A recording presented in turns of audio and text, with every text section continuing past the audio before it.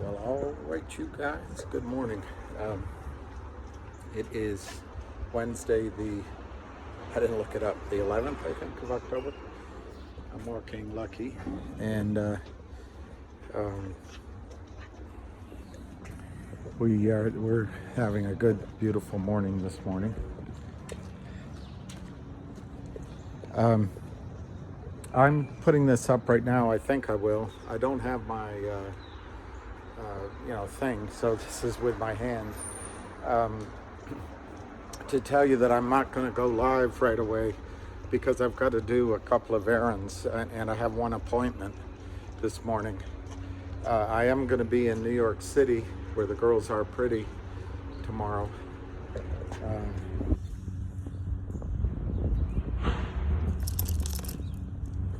He doesn't want to go the way I want to go.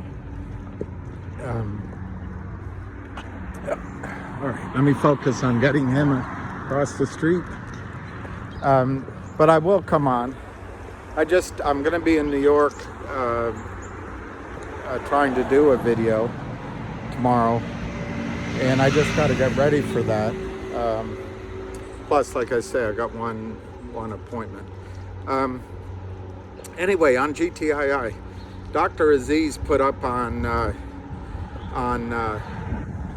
Twitter the calculation of what it's costing the real short to borrow. And then if you extrapolate it for the month, in a 4-week month, it's costing them, I think him further calculated, it's $600,000 a month, which just sounds unbelievable. $600,000. But you remember, there's 4 5-week months in a year, so that's $750,000 then, and that's all to be short about 2 million some real, quote unquote, real shares. Whoever's doing that, it can only be a real idiot, or it's someone closely tied to the Kramers. He's a cow. He looks like a cow, and he is a cow.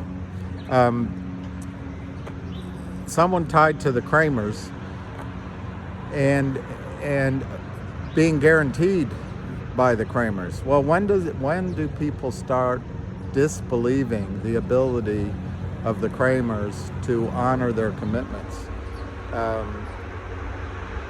The only way this guy can get paid back is if somehow the stock is able to go down and the Kramers are able to buy it from him for a profit into one of Kramer's accounts. It could be one of their real, live, good clients that trust them. It could be in one of their LLCs from overseas.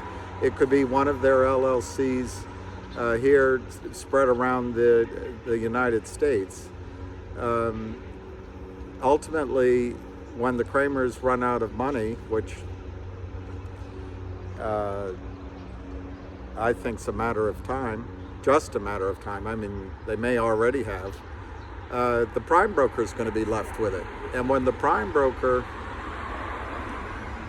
you can argue that stealing from the prime broker to pay people to help your RICO, your racketeering shorting, is a crime. I mean, I think it's a crime, and I think it's theft. I don't know if Gary Gensler ever listens to my messages. I'm sure he doesn't.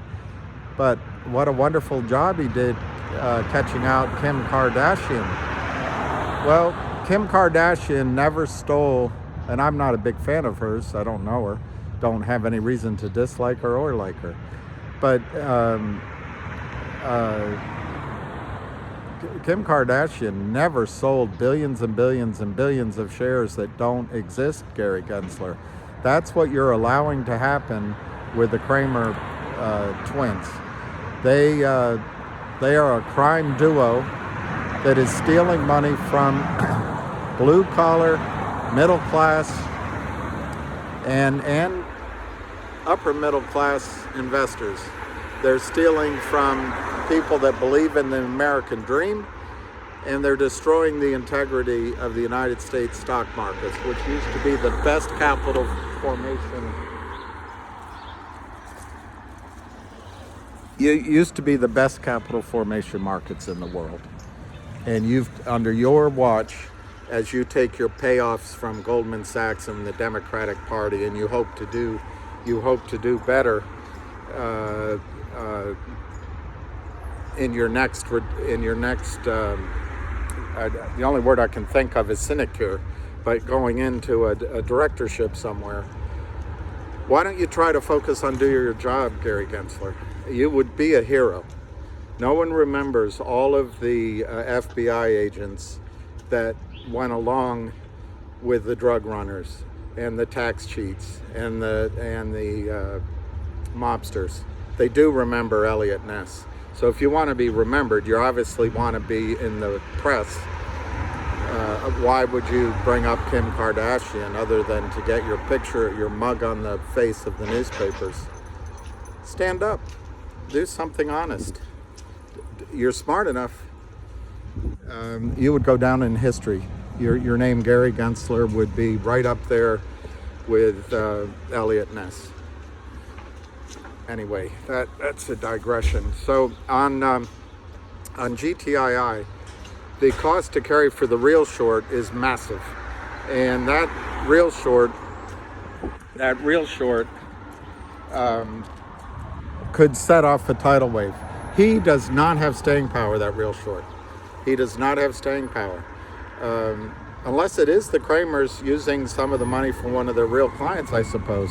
But otherwise, he's good. As soon as this stock goes up, he's going to be turning to the Kramers to bail him out. And this is DuPont Circle. You can hear all the sirens. It's a nice part of the world to be in. But anyway, the stock is really interesting on GTII. I'll just give you a target. I think if you look up, is his name I for Penny Stocks on Twitter? He put in here's a beautiful dog. Here's a beautiful dog. Sorry about the sirens.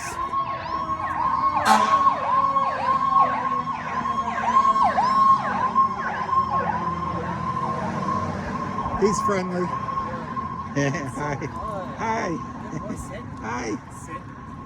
Very beautiful. Oh, another good dog.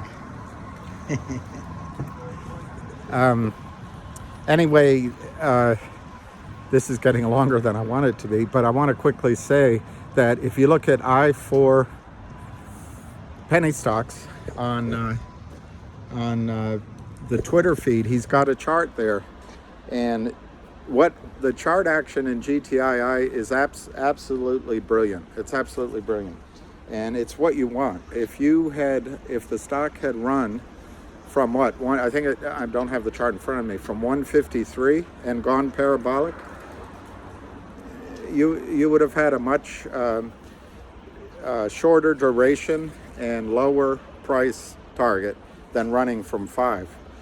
But I'm going to suggest to you that the next thing that's going to happen, ignoring all of the detailed analysis, I think 8 is going to be the next sort of place where they try to do something. But I think they're going to get through it. We're going to get through it. So then I would look for 13. I would look for $13, and they may try to stop it there a little bit. And then $21. Those are my next numbers, and for what it's worth. And there's some of you out there that are smart enough to know why I use those numbers. And then the thing Ham said, I got to remember what Ham said. He put up a story, a wonderful story. You should read his feeds. Anyway, I forgot what Ham said about GTII. Oh, he has an investor who or a group who have purchased 25 million shares, and that's the pro buying that's been going on. That's the professional buying that's going on, and they're doing it. That's the flip side of this business. When the Kramers, this is DuPont Circle, when the Kramers are in trouble, the pros know it, and it's easy pickings. All right, so anyway, the video here, if I put it up, I'm gonna listen to it quickly because it got disjointed. Here's DuPont Circle. This is Connecticut Avenue. Come on, Lucky, come on this way. Technically, that's the circle there, but this is the neighborhood. This is Connecticut Avenue. This is where a lot of the vice presidents and presidents go up and down. This is Kramer Books, which is one of the old line Washington hangouts. Used to stay open 24 hours. I don't know if it still does, but a tremendous place. Anyway, the 25 million shares is going to be hard for the make it hard for the Kramers to drive this back down. The Kramers shorted 50 million shares in the last few days, and they couldn't drive it down. They're not going to be able to drive it down. So get ready, I think, for 8/13/21. Cheers.